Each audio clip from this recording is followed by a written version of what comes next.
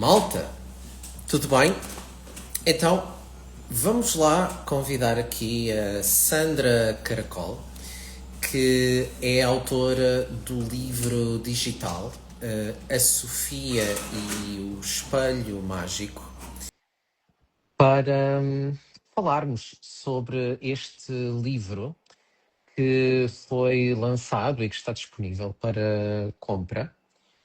Vamos falar sobre um livro que tem mais-valias bastante grandes e é bastante sensível.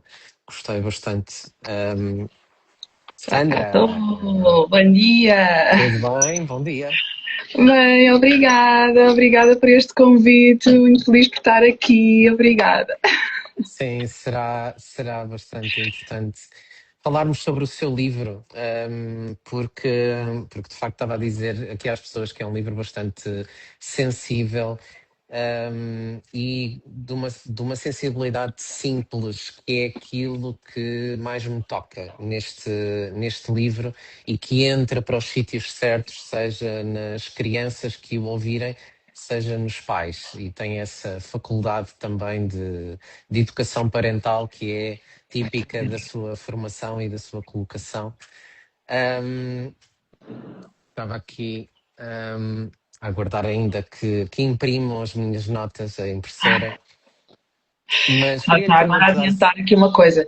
É que também existe na versão física na Amazon, Ah, a publicação da autora. ok, pronto, ficamos a saber. Temos o livro digital e temos a, Exatamente. temos a publicação física. Ahm, Na Amazon, como é que as pessoas adquirem o livro? Primeiro, Sandra, diga-me lá. Entrando na Amazon e penso que procurando tanto por Sandra Caracol como por Sofia e o Espelho Mágico, não sei se está, eu vejo o inverso, mas pronto, invertido. Mas encontram, está à venda. Quem tem a Prime não paga os portos, senão já se sabe, tem que pagar portos, mas é fácil de encontrar também. Para algumas pessoas é preferível um livro de criança, aliás, por isso também o meu investimento nesse sentido de tempo de o partilhar na Amazon. A parte digital tem o PDF para leitura, tem a apresentação PowerPoint com aquele efeito de virar as páginas, narrado, minha voz a narrar e depois o vídeo. São versões completamente diferentes. Para mim tem aquela questão de às vezes a gente dá o telemóvel à criança para ela estar sossegada por nos deixar uns minutos, portanto aqui pode ter algo no telemóvel, o vídeo com a história que também entretém, mas pronto, estou aqui a antecipar. Sim, para as pessoas que não sabem porque é que este livro tem importância, no meu entender, e antes de fazer as perguntas iniciais à Sandra para enquadrar as razões pelas quais isto saiu de dentro de si, só chamar a atenção para as pessoas que é um livro importante porque fala sobre coisas tão prementes hoje e tão fundamentais na vida das crianças, como a autocrítica e o caminho da autocrítica para a tristeza e para a autoinvalidação. Fala de estarmos sozinhos connosco próprios e isso não ser suficiente para acolhermos a solidão emocional e precisarmos do outro, e de como precisamos do outro e de como é que o outro pode estar connosco de uma forma construtiva para cuidar de nós e para nós aprendermos a cuidar de nós. E isto joga-se na parentalidade e joga-se no desenvolvimento e na psicologia de desenvolvimento. E uma coisa que diz mais à psicanálise é como é que se vai da emoção em cru para a simbolização. E este livro faz esse caminho de uma forma muito bonita, muito estética e muito formativa. E, portanto, o que é que eu queria por onde é que eu queria começar? Porquê escrever este livro? De onde é que lhe sai isto, Sandra? Isso, já havia, já não era a primeira vez entre os pais que eu acompanho que me falavam desta dificuldade quando as crianças tinham apresentavam uma linguagem mais de tristeza, embora verdade seja dita, quem me procura tem mais a ver com o mau comportamento, com uma atitude mais desafiadora do que propriamente a tristeza. Mas a história acabou por vir quando um pai que hoje é um grande amigo meu, me telefona muito preocupado com o filho, porque lhe tinha dito que a vida é uma porcaria e eu não apetece viver, coisas deste género, e ele preocupado a pensar o quê? Suicídio, não é? Na mente de um adulto é isto que nós levamos, criança não o faz. Mas estávamos a falar e ele diz-me que tinha falado com ele, não digas isso, tu és um menino assim, um menino assado. E eu assim, calma, a única coisa que tu estás a dizer ao teu filho é para ele não falar contigo. Não estás a ajudá-lo a sentir diferente. E eu sei que não é isso que tu queres. Realmente, eu nem pensei nisso. E acabou por ser a partir daqui que veio esta ideia de não só dar voz à criança, e eu tive a semana passada um testemunho lindo de uma mãe que comprou para a filha que se chama Sofia, e que a seguir me diz, Sandra, a minha Sofia diz como é que num livro tão pequenino ele diz tanto como aquilo que eu me sinto, a forma como eu me sinto. Portanto, sim, foi também para dar voz à criança, para ajudar a pôr em palavras o que ela sente, mais ainda para ajudar os pais como lidarem com isso. Porque eu sei o que é a frustração, a minha filha nunca teve este tipo de discurso de não, da vida de ser feia ou coisa assim, mas o do eu não consigo. E nós ficamos muitas vezes assim, queremos ajudar, mas muitas vezes aquilo, toda a formação que eu fiz hoje, não é? Depois da fase em que ela me dizia aquilo, não, a nossa intenção, tal como aquele pai, não digas isso, nós estamos cheios de boas intenções, mas desconhecemos o outro lado. Como é que nós podemos então, o que é que podemos dizer aos nossos filhos quando eles nos dizem uma coisa destas? Portanto, tem esta dupla intenção e é um livro muito pequenino de facto, mas acho que tem um poder tremendo. Para quem não sabe, o livro começa com duas frases ao acordar de uma menina pequenina que é a vida é uma porcaria e eu sou feia. E cresce a partir daí para tudo isto que a Sandra estava a dizer e ir também ao título. De onde é que vem a ideia ou porquê usar esta ideia do espelho mágico, Sandra?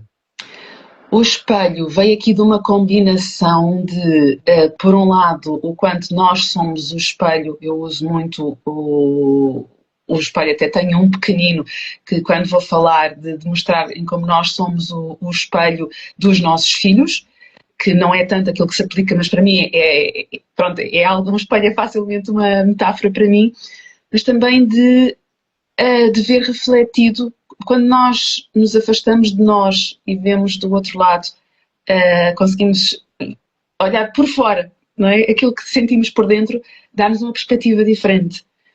É completamente diferente de estarmos imersos nas nossas emoções do que temos esta capacidade de olhar para trás e o espelho faz esse, eu estou a olhar para mim, mas que não sou eu. Hum, Este... a capacidade de autoobservação.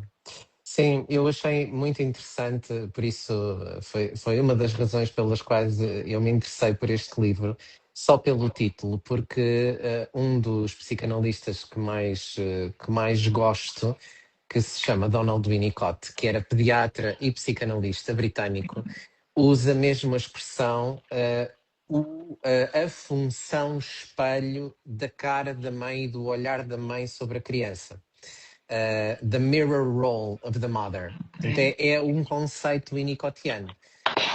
E eu achei interessante. Pensei até que tivesse sido isso, Não, mas depois pensei, pela formação que tem, como não tem uma formação em psicanálise, eu pensei que tivesse sido exatamente do mesmo sítio de onde saiu do Winnicott, que foi da observação das mães e das crianças e das interações, esta ideia do espelhamento emocional, da forma como se espelha o outro no nosso olhar, porque o primeiro espelho, de onde é que vem esta lógica? O primeiro espelho onde a criança se vê refletida é no olho da mãe. pois, E, sem e dúvida. portanto, isto tem uma força de perguntar o que é que o olhar do outro nos devolve sobre nós, que também é um espelho e que nós podemos fazer isso para as relações da parentalidade, mas também podemos fazer Não. isso nas relações de uma forma transversal. E portanto, queria de facto que clarificasse esta ideia do espelho, porque acho que é uma metáfora que também está muito bem colocada e que acaba depois com exercícios na prática para se poderem fazer com as crianças, que a gente não vai revelar porque as pessoas podem perfeitamente comprar o livro, mas que tem uma mais-valia muito prática também. Este livro não é só uma história. Não. Tem mais-valias práticas enquanto exercício. Eu diria que até qualquer página deste livro é um exercício. E que eu me emocionei em algumas, porque de facto a gente vai lendo e vai fazendo o exercício dentro de nós, e em que medida é que aquilo está em nós também, e só isso é formativo. Mas queria perguntar-lhe uma outra coisa, que é em que medida é que se joga e porquê esse ênfase também no livro, da diferença entre o ser e o estar, os estados emocionais, e eu sou, do verbo ser, feia.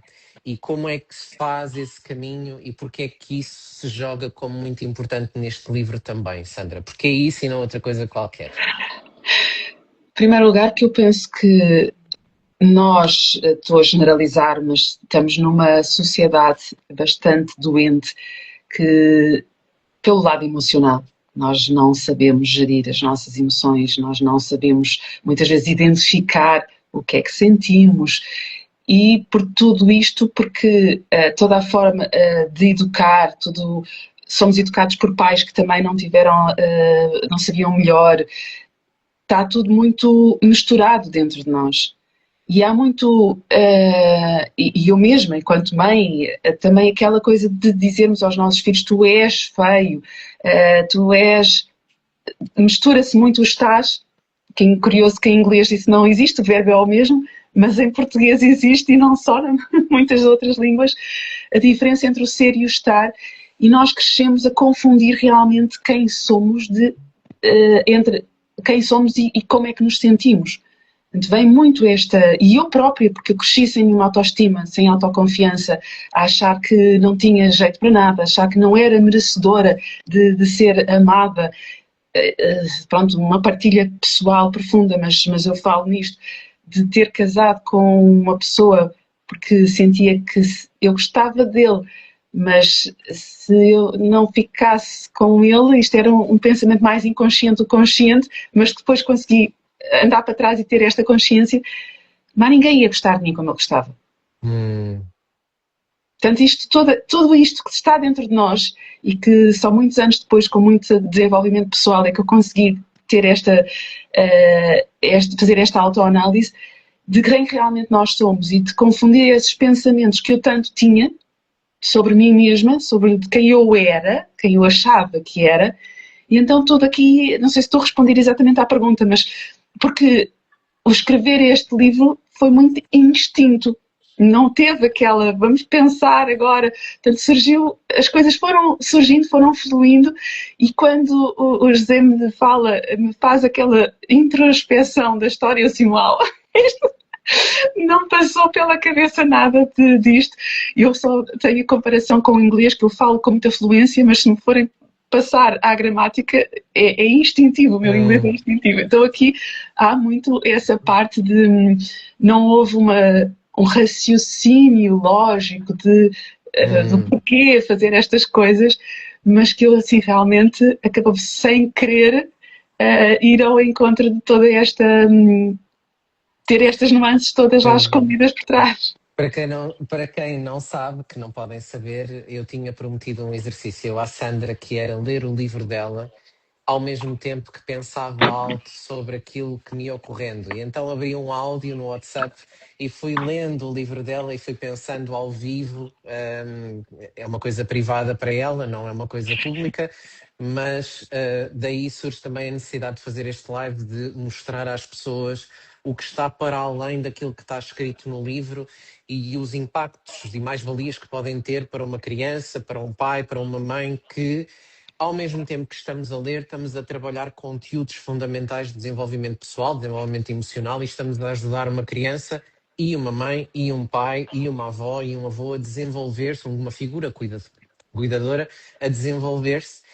E esta lógica entre o ser e o estar aqui neste livro aparece de uma forma muito interessante, porque Também há um outro conceito psicanalítico que é de Wilfred Bion, que é a ideia de continente-conteúdo, ou seja, a mãe ou a figura cuidadora servir de contentor, de continente para um afeto que ainda não é propriamente elaborável, ou seja, ainda não dá para ser posto por palavras. Uma criança como a Sofia mais depressa diz eu sou feia do que consegue elaborar que eu estou Sim, triste. E, exatamente. portanto, a confusão entre o ser e o estar, quando o afeto, e nós todos temos essa experiência, que é quando sentimos coisas com um grau de intensidade muito grande, isso mistura-se com quem nós somos. Ou seja, parece mesmo que aquilo é tão forte, é tão intenso e ocupa tanto espaço que nós somos aquilo. Não estamos assim naquele momento. E a criança, como ainda não tem elaboração simbólica para perceber isto, precisa mesmo que alguém de fora lhe transmita, contenha para já esta intensidade de afeto e lhe transmita no conteúdo que há uma diferença entre ser feia e estar a sentir-se feia naquele momento porque está triste, porque foi rejeitada, porque não se sentiu capaz, mas não é do verbo ser, está do verbo estar. E isso é a capacidade de contenção emocional de que tanto se fala, que vem desta ideia de Wilfred Bion, que é um outro psicanalista britânico, que eu gosto bastante e que me serve bastante em clínica e que eu ia lendo o livro e pensar assim, de facto, as intuições da Sandra, sendo alguém que não é psicoterapeuta, psicanalítica, e psicanalista, a forma como conduz o texto na sua intuição vai mesmo incluir este trabalho todo de quase construção, tijolo a tijolo, daquilo que são as peças fundamentais de um desenvolvimento infantil, que depois são aplicáveis, ou seja, não é um livro que finda nele próprio, que são aplicáveis depois a todos os outros momentos em que a criança confunde o ser com o estar, a todos os outros momentos em que a mãe tem que se colocar de uma forma menos, como diria a Sandra há pouco, menos invalidante no sentido da sua ansiedade, dizer não, não te podes sentir assim, tens é que te sentir bonita, tens é que te sentir... Sim, ou a gente ouve e acolhe e percebe o que a criança está a sentir, ou então a gente vai dizer à criança como é que se vai sentir, mas aí estamos a dizer que não se pode sentir assim. Isso. E, portanto, há aqui também uma auto-observação, não só da criança, mas uma auto-observação da própria figura cuidadora que aparece e que também se vê a ela própria com alguma distância e com alguma empatia também, que também é uma palavra transversal neste livro. A mãe que sabe que não é corrigir o afeto do outro, do miúdo ou da miúda, é escutar antes de fazer alguma coisa com aquilo, antes de reparar, antes de reconstruir, acolher. E isto deve ser uma coisa que também encontra esta dificuldade nos pais e por isso é que vai para aí, Sandra. Muito mesmo.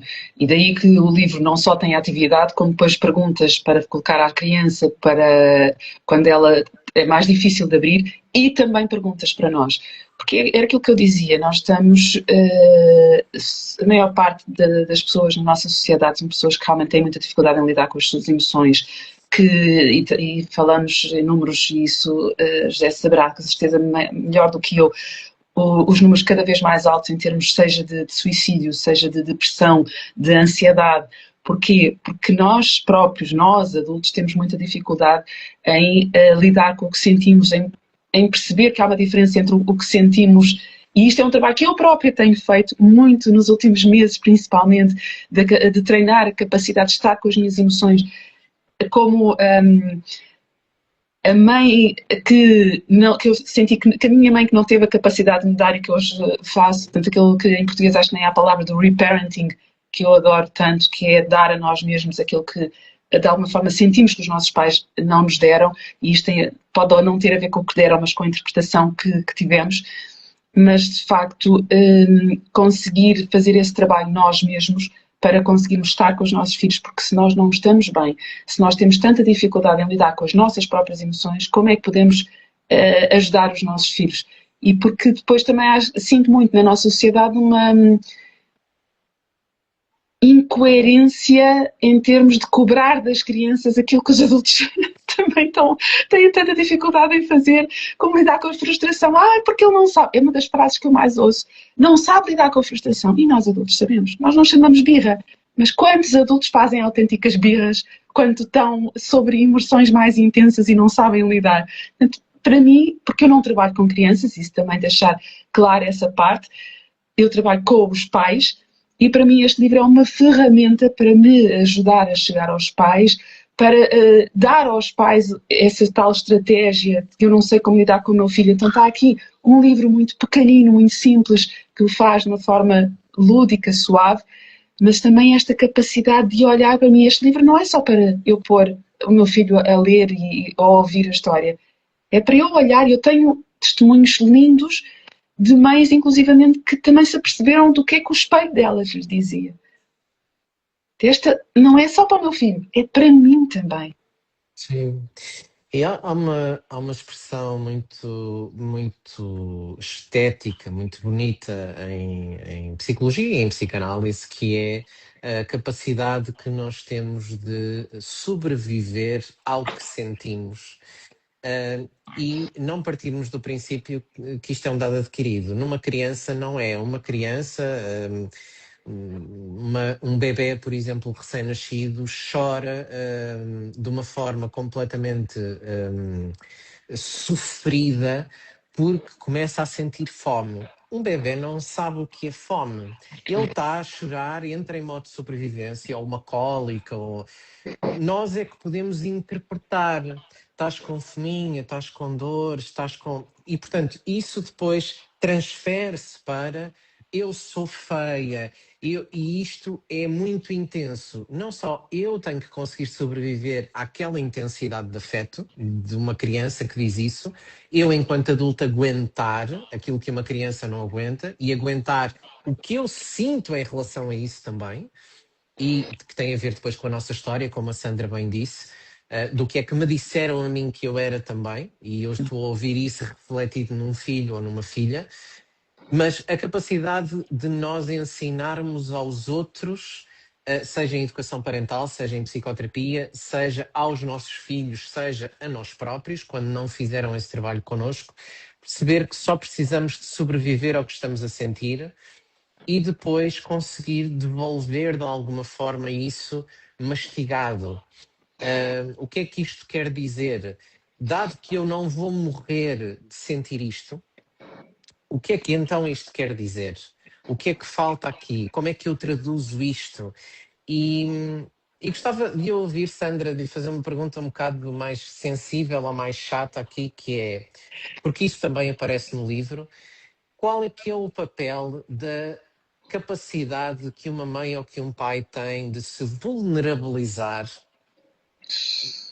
na educação de uma criança? Isso é aquelas coisas, mais uma vez, na sociedade em que nós temos, em que sentimos que se nos vulnerabilizamos perante uma criança, estamos a perder o respeito dela. Isso, eu sinto muito isso. Eu não posso pedir desculpa, eu não posso mostrar-me fraco, o meu filho não pode ver chorar, Chorar, sim. não é? Por aí fora. E isto há essa ideia errada de que se eu mostrar quem eu realmente sou, eu já nem vou entrar aqui pela parte de que muitas vezes eu não posso mostrar a ninguém quem eu sou, porque se me virem não vão gostar de mim, nem vamos aprofundar esse lado, não é, mas que existe muito, mas esta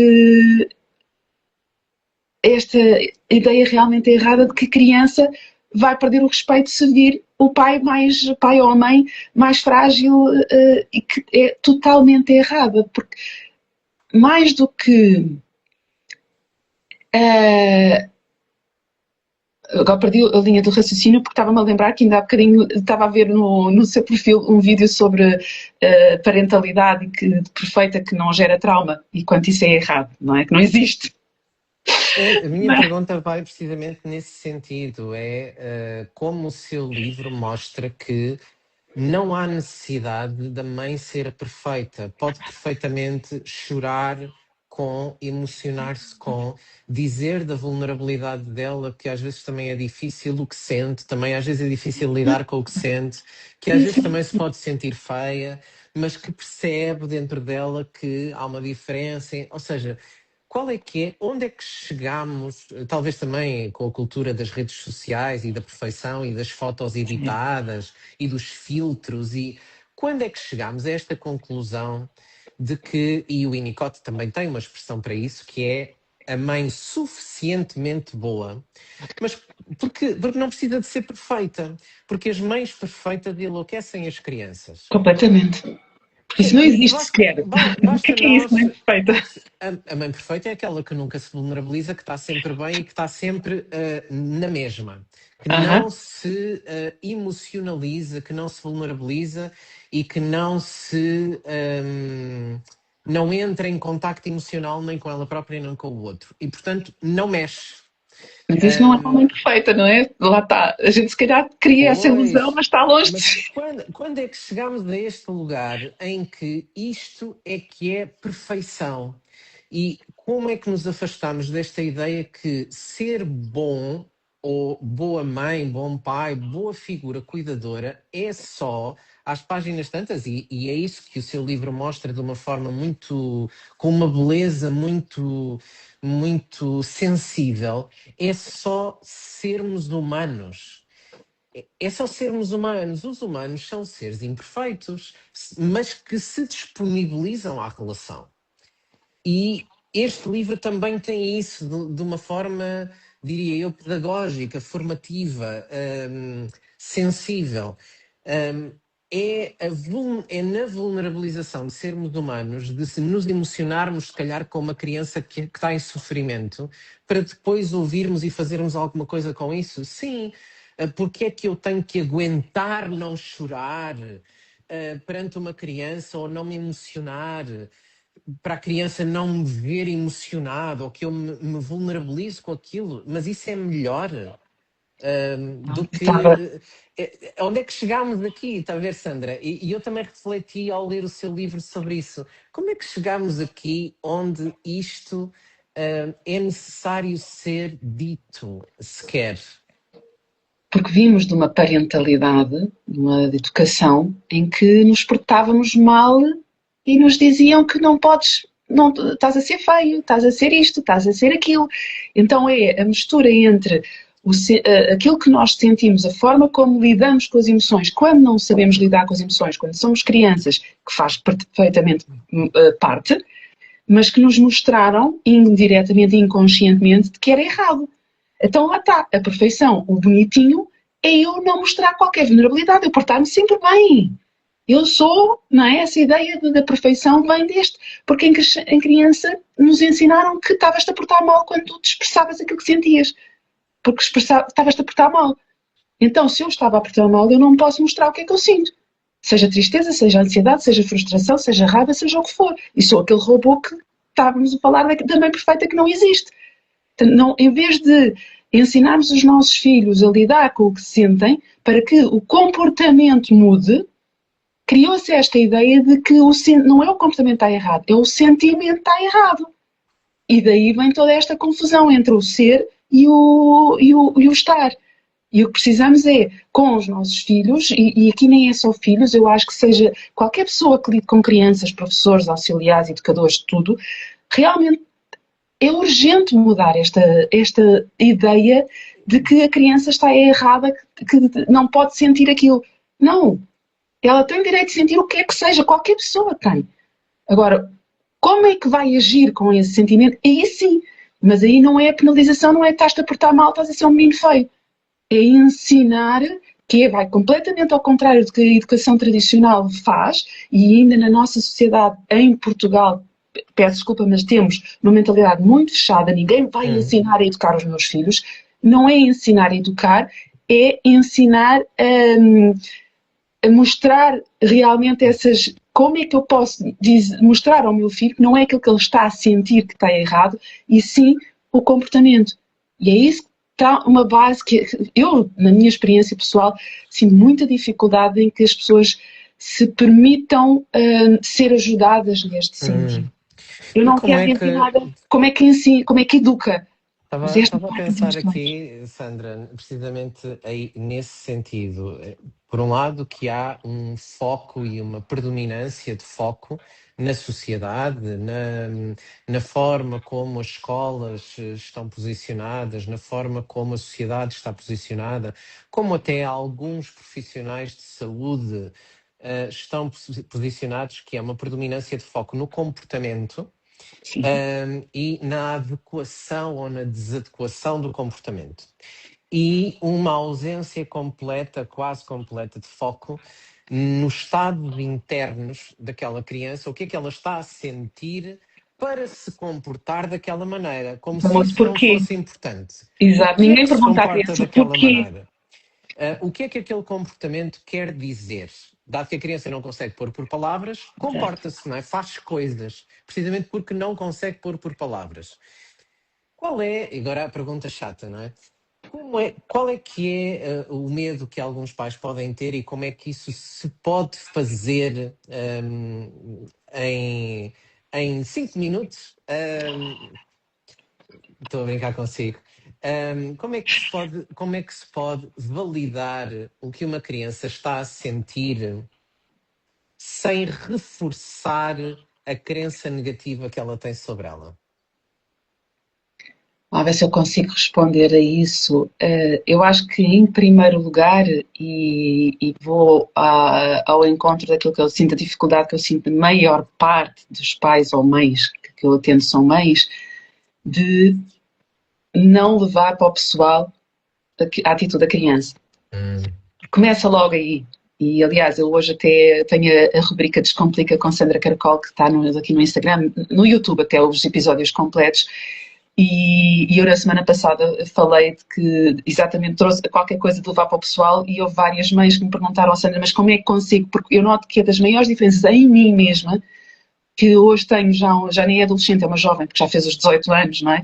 E que eu noto quando, nas raras ocasiões, porque é raro, mas acontece e faz parte, não há lares perfeitos, nunca vai haver, em que ela, que há algum tempo, estávamos a falar e ela soltou um palavrão, vira-me as costas e a Sandra de antigamente tinha ficado, se calhar, ia atrás dela para lhe dar um estalo.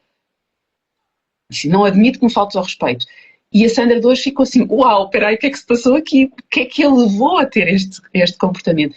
E isto para dizer então que eu acho que a maior parte das vezes começa por, a maior parte não, começa sempre por nós percebermos que aquilo que a criança está a sentir, ou o comportamento da criança não é para nós, não é uma falta de respeito, um ataque pessoal, não é. E isso 99,999% das vezes é o que acontece quando há aquele não te admito, não falas assim comigo, vai já de castigo. Portanto, tem que começar por aí. sim, porque convoca as feridas nos adultos. Exatamente. Por isso é que eu digo que os nossos filhos são nossos mestres e eu já tive uma vez uma live há uma série de anos quando estava neste mundo e que ele diz que não concordava nada com isto, que é isto de uma criança que ser meu mestre, como é que ela pode saber mais da vida. Não, claro que não. Não é por aí. Para mim é dois aspectos. Um, porque se calhar nos convida a recordar a criança que fomos. Que isso é outra coisa que nós temos dificuldade, é lembrar como é que eu estava no lugar do meu filho, como é que eu me sentia, como é que eu gostava que tivessem lidado comigo. E muitas vezes também, erroneamente, há muitos pais hoje que dizem eu apanhei muito, mas eu mereci. Também não vamos entrar por aqui hoje, não estávamos a estar toda.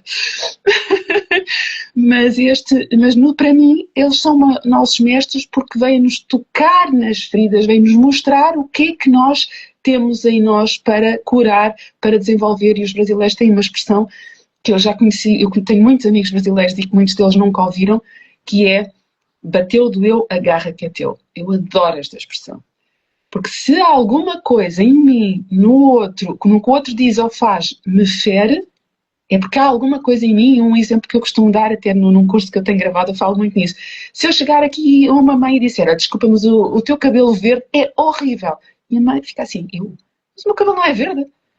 Agora, se eu te disser, assim, olha, mas a forma como estás a educar o teu filho tem muito que se lhe diga. E se calhar já vai levar isso para o pessoal, porque está a tocar em algo que, tendo ou não consciência, eu se calhar tenho dúvidas se aquilo que eu estou a fazer com o meu filho, eu acho que todos acabamos por ter, se realmente é o correto. Então, como eu tenho algumas dúvidas, vai tocar em mim. E depois Porque a lidar pessoa com se isso. identifica, sim. Porque há uma identificação, há uma parte de nós que tem o mesmo discurso invalidante. Exato. Sim, e portanto, sim, é importante perceber a partir do que a Sandra diz e do que o livro expressa também, que nós não somos, e isso está no livro de várias formas diferentes, nós não somos o que sentimos. Mas para um adulto perceber isso e para uma criança perceber isso, eu tenho que primeiro passar tempo suficiente com ela a sentir aquilo. Eu não posso querer só arrancar-lhe aquilo. Não. Que é, não sintas isso, não sintas assim, ou estás a sentir mal, isso não é para sentir assim, não faz sentido que sintas isso. Não, porque aí a criança vai só ficar a sentir à mesma. Perguntam aqui qual é o livro. O livro chama-se Sofia e o Espelho Mágico e compra-se na Amazon. Versão digital na Amazon e tem a versão também. Física. Não, versão física na Amazon, que está em todas, .br, não existe o .pt, mas está em todas, e tem o digital também, que no meu Instagram, no link, tem a versão digital também mais económica.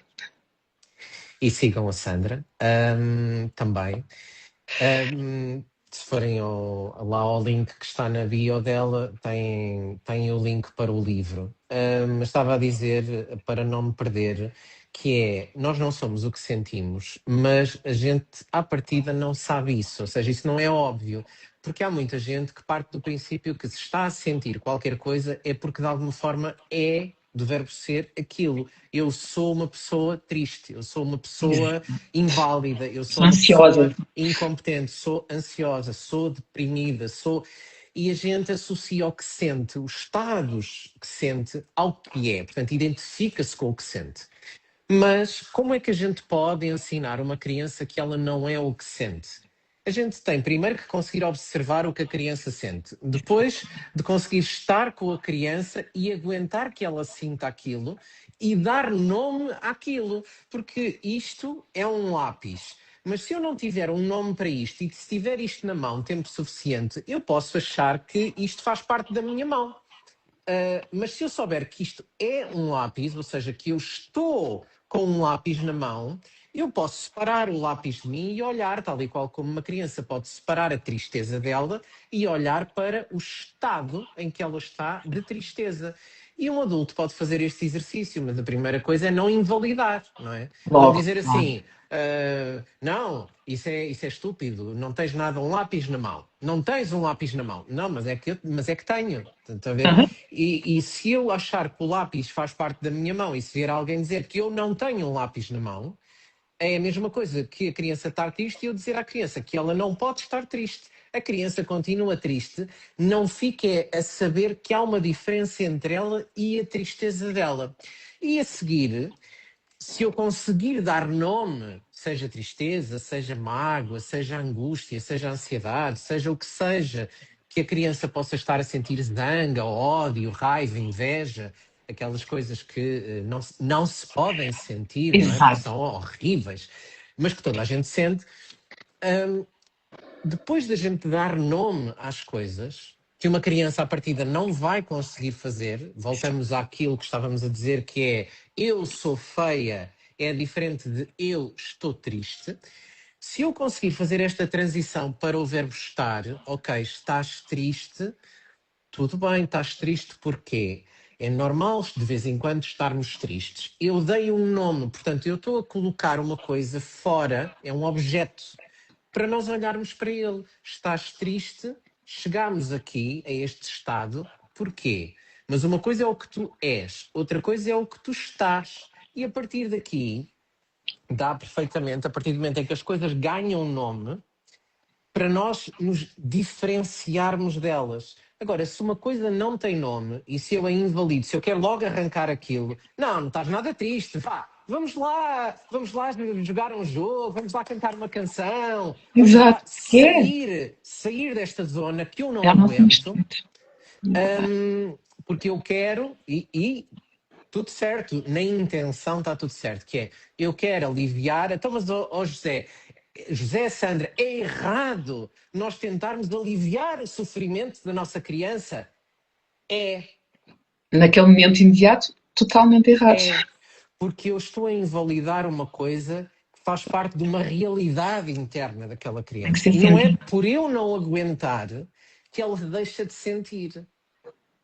Exatamente. A questão é mesmo essa. E, portanto, há um caminho para fazer. Se a gente quer construir qualquer coisa, há um caminho a fazer em que primeiro eu tenho que conseguir estar tempo suficiente com aquilo, que eu posso não saber o que é, que a criança sente, até dar um nome àquilo, para depois fazermos o caminho de tu não és isso que tu sentes. Estás a Exatamente. ver Ah, como como o são livro coisas faz aquela, diferentes? aquela mostra à Sofia que a diferença entre aquilo que ela está a sentir e outras comparações de outras coisas que ela sente, para lhe mostrar que não, que ela não é aquilo, não é? E a responsabilidade que nós, enquanto espelho no livro, e a mãe que aparece no quarto, que fala com a Sofia, a responsabilidade que temos, não é, Sandra? Uns com os outros e connosco próprios, como a Sandra disse, quando não fizeram isso connosco, quando não souberam bem fazer isso connosco, a responsabilidade todos os adultos têm perante as crianças que andam à volta deles e que nós temos dentro das nossas casas com as nossas crianças e um instrumento brutal que é este livro também nessa responsabilização, mas não de uma forma que também é isso que é bonito neste livro, não é de uma forma culpabilizante, é de uma Exato. forma de responsabilização ética, mas ao mesmo tempo a dar um instrumento para isso. Ou seja, não é só dizer que, pois, a criança sente-se assim e a culpa é do pai ou da mãe. Não, é a criança sente-se assim, isso é dela, é da vida dela. E já agora que eu estou lá ao pé dessa criança e eu, que é pai, mãe, o educador, a professora, o psicólogo, psicóloga, psicoterapeuta, educadora parental, mediadora familiar, terapeuta sistémica, o que seja, já agora que eu estou ali ao pé daquela criança ou daquele adulto que se está a sentir assim, será que eu não posso ajudar a dar nome àquilo e fazer com que o adulto criança entenda que a não se misturar com aquilo, a não usar o verbo ser quando está só a sentir alguma coisa? Será que eu não posso ter essa responsabilidade em vez de me culpabilizar ou me tentar defender da culpabilidade que sinto?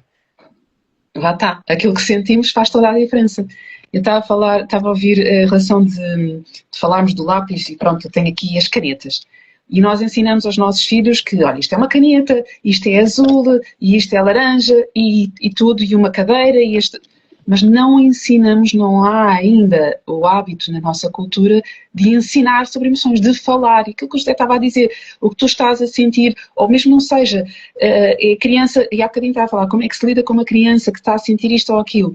E a primeira coisa, depois de não levar para o pessoal e conseguir estar e acolher, é, ok, eu vejo que tu estás frustrado, porque normalmente aquele lá está, comportamento mais considerado errado, não é? Ou o comportamento pode ser mesmo errado, Hum. eu vejo que tu estás frustrado. E crias aquilo, por exemplo, não podes ter, entrando agora aqui no outro, desviando um bocadinho da história da Sofia, mas isso é aqueles primeiros passos, porque em vez de estás-te a portar mal e és um menino feio e que menino, supermercado aquilo que mais ouço, assim, ai que menino feio, está-se a portar tão mal, mas já disse que menino feio, portanto eu sou um menino feio. Nos primeiros anos da vida, a criança ouve isto tão repetidamente, eu sou um menino feio, não é? Portanto é este aquilo, o nomear, às vezes, é claro que nós não temos a certeza do que é que a criança está a sentir, mas vamos usar aquilo que nós achamos, a frustração, a raiva, a tristeza, a ansiedade porque vai ter um teste na escola, dar nome a isso. É que muitas das mães que chegam até mim, mesmo e eu antes de fazer a parte da parentalidade já fazia o coaching, e como é que tu te estás a sentir, coisa assim, é o bem, o mal, triste, contente, ficamos pelo básico, porque não fomos ensinados. E se para nós já não é fácil lidar com o que sentimos, uma criança então, que não faz a mínima ideia do que é que está a sentir, se ela não sabe o que está a sentir, ela nunca vai conseguir lidar com isso. Portanto, a primeira coisa tem que ser, a primeira, aqui neste momento já é a segunda, nós conseguimos estar com a criança sem levar para o pessoal, não é? O tal, é realmente o nomear e não ir logo para a correção. Primeiro a criança tem que se sentir acolhida. Porquê? Seja porque quando ela se sente acolhida, é mais fácil mudar o estado emocional. Pode não ser imediato, pois tem aqui muitas nuances, também não é o objetivo aqui desta live, mas é de facto, é por passos. E é nesse sentido que a minha mentoria que eu ajudo, começo por esta tal lado pessoal, porque quando nós mudamos, o comportamento dos nossos filhos tende a mudar. Pois há coisas que vão para além disso.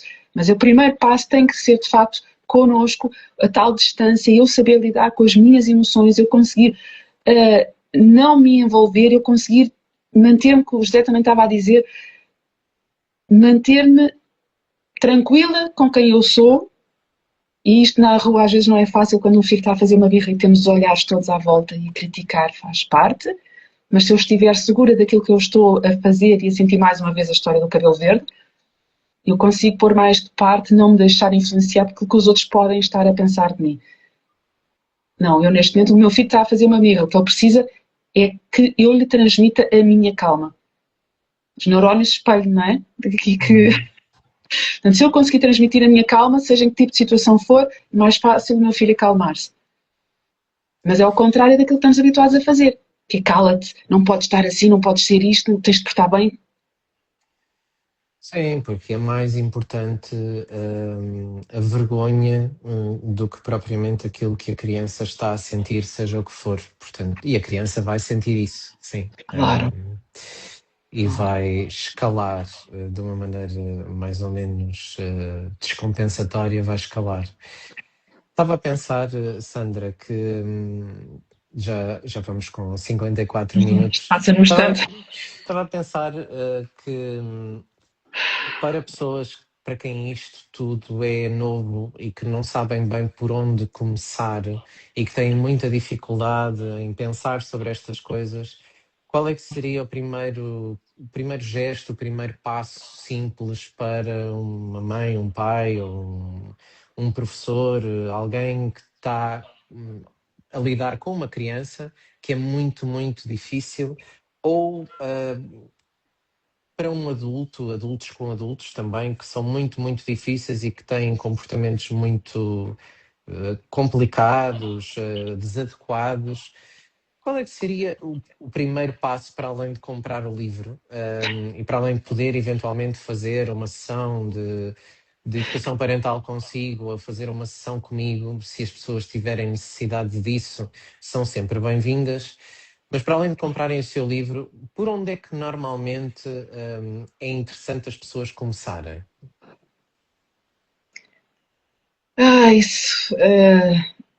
Eu acho que o primeiro passo é a consciência de que eu posso fazer melhor, e lá está, de separar o eu sou do eu estou. Se calhar eu sou má mãe, como eu própria me senti com a minha Joana, aquele temperamento forte, e durante muito tempo eu sentia que eu não estava a conseguir lidar com ela e estava a quebrar as asas da minha filha, que era assim, aquela força da natureza. E eu acho que o primeiro passo é sempre a consciência de olhar para aquilo. Eu estou a fazer o melhor que eu sei, neste momento, sempre. Posso estar a fazer muitas asneiras. Eu hoje olho para trás e eu vejo a minha filha, que tem 18 anos, e com atitudes que eu sei que tenho responsabilidade, que não é a mesma coisa que culpa, mas tenho responsabilidade sobre certas faltas de habilidade, de capacidade dela. Não é a mesma coisa que culpa, isso foi algo que eu já treinei muito, mas tenho, porque fui a mãe dela, foi o exemplo que ela tinha, e eu só comecei a mudar quando ela já tinha seus 11, 12 anos. Portanto, aqueles primeiros 5, 7 anos são fundamentais na vida de qualquer criança. Eu era a Sandra antiga que não sabia lidar com as suas emoções. Eu acho que, repetindo aqui, o primeiro passo é sempre a consciência de que eu posso fazer melhor.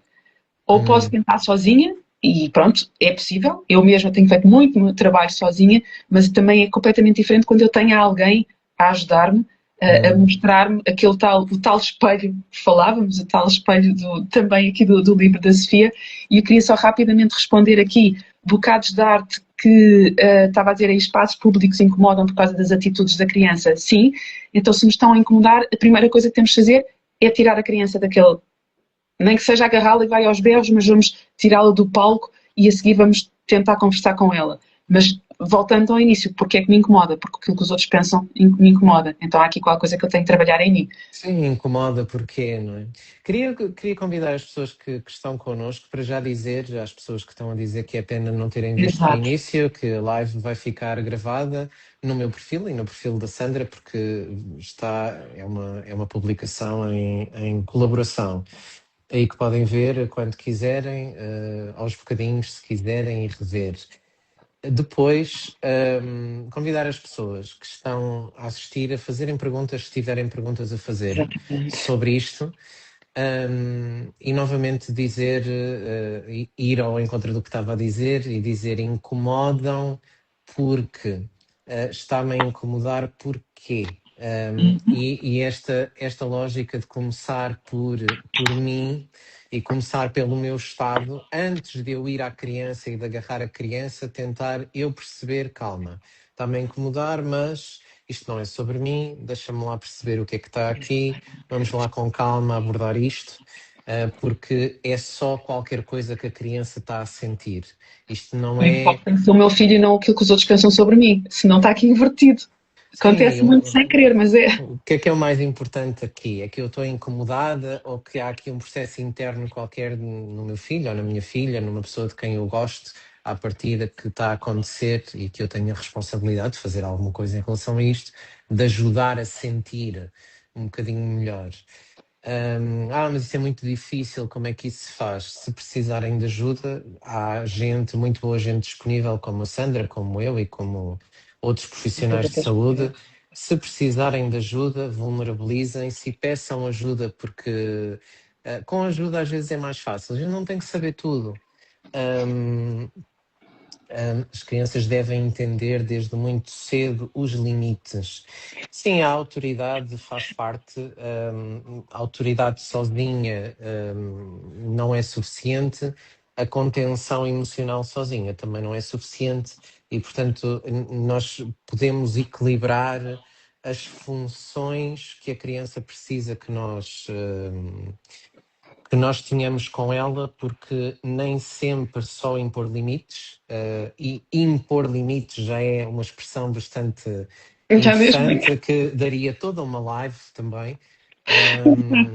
Impor, colocar, gerir, definir, são tudo coisas diferentes, e há quem imponha limites e há quem defina limites. Mas sim, o que está aqui em debate é o livro da Sandra, que é Sofia e o Espelho Mágico, que está disponível na Amazon, e se entrarem pelo link do perfil dela têm acesso. Sim, porque eu esqueci-me que há pessoas que entram e saem que podem não saber Exato. o que é que está em causa. Vamos a um último comentário aqui de Gomes Paula Alexandra, que diz: e o que esse comportamento da criança leva o adulto a comportar-se como se os seus próprios pais fizeram ou não fizeram? Sandra, diga lá coisas sobre isto, para a gente terminar, porque isto é bastante rico, sim. E havia tanto aqui a dizer, pronto, lá está, estes comentários. A questão, e eu ponho mais uma vez, eu falo muito na minha experiência, porque foi isso que me trouxe até aqui. Os meus pais fizeram o melhor que sabiam e podiam, mas realmente deixaram muitas marcas, daí eu ter crescido sem nenhuma autoestima nem autoconfiança, e inclusivamente eu ter prometido a mim mesma que havia muitas coisas que eu não ia fazer aos meus filhos. Mas depois o que é que acontece? E a Bocados de Dar estava a dizer também da questão e dos impor os limites e que as crianças têm que saber, sem dúvida. A questão é quando nós não sabemos fazer diferente, ou como eu, o que é que me acontecia com a minha filha mais nova, que me desafiava constantemente, era aquela questão de, ou estava constantemente a lutar e palmadinha que eu defendia, e aquilo eu sentia que estava a cortar as asas, como eu referi há bocado, e que não estava a permitir que ela fosse aquela força da natureza que ela nasceu. Então, o que é que acontecia? Eu acabava por ir para o lado da permissividade e deixava fazer coisas que eu dizia que o meu filho nunca teria deixado. E balançava nisto. E o que eu demorei muito tempo, e realmente lamento, mas não vale a pena, a perceber é que a disciplina positiva, a educação consciente, não é permissividade, não é não ensinar limites de todo. Isso eu acho que, infelizmente, e foi um erro que eu cometi durante anos, que achava que é só conversa. Não, é o equilíbrio entre os limites e ou entre a firmeza e a gentileza, porque ambos os lados, tanto a permissividade como do autoritarismo, têm um lado bom. O tal a permissividade são as regras e os limites, e a autoritarismo tem as regras e os limites, e a permissividade tem o acolher e o saber ouvir. Portanto, é esse equilíbrio que não é fácil, mas que é possível e que eu consegui. Daí que eu hoje, com a minha filha de 18 anos, tenho uma relação excelente, sou a primeira pessoa com quem ela vai ter quando precisa de alguma coisa. Mais uma vez, não é perfeito, mas se eu tivesse continuado com aquela entre a permissividade e o autoritarismo, eu não teria conseguido. E isto, exatamente, concordo. Portanto, quem quiser saber mais, siga-me no Instagram. Tenho um grupo no WhatsApp também, onde é um grupo fechado onde todos os dias partilho algo de reflexões. Ontem foi dia de sondagem, foi interessantíssimo ver a questão também de... Ontem era sobre o autocuidado, como é que em estado de sobrevivência a maior parte dos pais que responderam à sondagem infelizmente, a maior parte do dia deles é em estado de sobrevivência e não de olhar para si, mas isto haveria muito mais aqui a falar sobre isto. Portanto, olha, quem quiser saber mais, siga-me no meu perfil, manda uma mensagem e a gente fala um bocadinho, estamos tranquilos. E ficam com o conhecimento daquilo que a Sandra faz e de que a Sandra pode ajudar. Se precisarem de ajuda em educação parental, se precisarem de ajuda no sentido de saúde mental e de saúde mental mais no sentido psicoterapêutico, mais no sentido funcional, de medicina funcional em saúde mental, daquilo que é alguma revisão de nutrição, de suplementação, de integração em saúde mental, podem falar comigo, porque as coisas de uma forma integrada não são só sobre afeto, não são só sobre a mente, também são sobre cérebro, e não são só sobre aquilo que os pais conseguem ou não conseguem fazer, porque a criança também é um ser que tem as suas condições, os seus condicionamentos, e portanto, estão aqui a escrever coisas que eu não estou a ler, mas a Sandra está. Que vai ficar gravado e que continuamos a existir aqui nas redes e continuamos a ser contactáveis, e se precisarem ajuda, peçam, porque não há nada pior do que a gente precisar de ajuda, não saber a quem pedir, ou ter medo de pedir ou vergonha de pedir, porque há coisas que são talvez mais simples de resolver desde que a gente ganhe consciência sobre qual é que é o problema de uma forma mais precisa, e às vezes não é bem aquilo que a gente pensa. Conseguimos resoluções mais simples também, do que estarmos a pensar que tem que ser tudo muito difícil e muito complexo. A maior parte das coisas com as crianças são mais simples do que a gente pensa. E só para terminar, só queria deixar uma última coisa, que é, muitas vezes nós não pedimos ajuda por vergonha de não estarmos a ser capazes de lidar com os nossos filhos e achar que somos os únicos que acontece isso, quando não é nada disso. E também um dos episódios que ainda tenho com uma outra pessoa, à quarta-feira das lives, falámos exatamente sobre a vergonha, que remete para o silêncio. Eu estou envergonhada, então não falo com ninguém, e é a emoção que mais precisa de ser falada. E também muitas das mães que acabam por vir ter comigo porque se identificam com muitas das coisas que eu digo, não é? Que eu já senti, e aquela sensação, epá, afinal não sou só eu. Isto é uma coisa que eu ouço muitas vezes. Eu achava que só eu é que sentia. Portanto, não é... Peçam ajuda, de longe, não há motivos para ter vergonha. É esta a consciência de que eu não estou a fazer alguma coisa bem, ou que eu posso fazer melhor, é o primeiro passo para depois tudo o que vem a seguir. Obrigada a quem está aqui, foi muito bom, muito obrigada, saudade. Sim, pensem que há uma frase simples, mas que tem muita densidade sobre a vergonha, que é: a vergonha não sobrevive à partilha. E, portanto, pensem sobre isso e não tenham vergonha de dizer, porque é a vergonha de dizer que alimenta a vergonha. Exato. Portanto, Sinto-se quebrado esse padrão. é isso. Obrigado às pessoas Muito que obrigada. assistiram e que vão assistir ainda depois, em diferido, e obrigado à Sandra pela partilha e por este livro extraordinário que está disponível no perfil dela e na Amazon. Podem ter o livro físico convosco ou podem ter o livro digital. Eu gostei muito, emocionei-me e acho que é um instrumento pedagógico e de desenvolvimento infantil muito rico, e que vale muito a pena. Obrigado, Sandra. Obrigada eu pelo convite. Muito obrigada mesmo. Um abraço. Obrigado.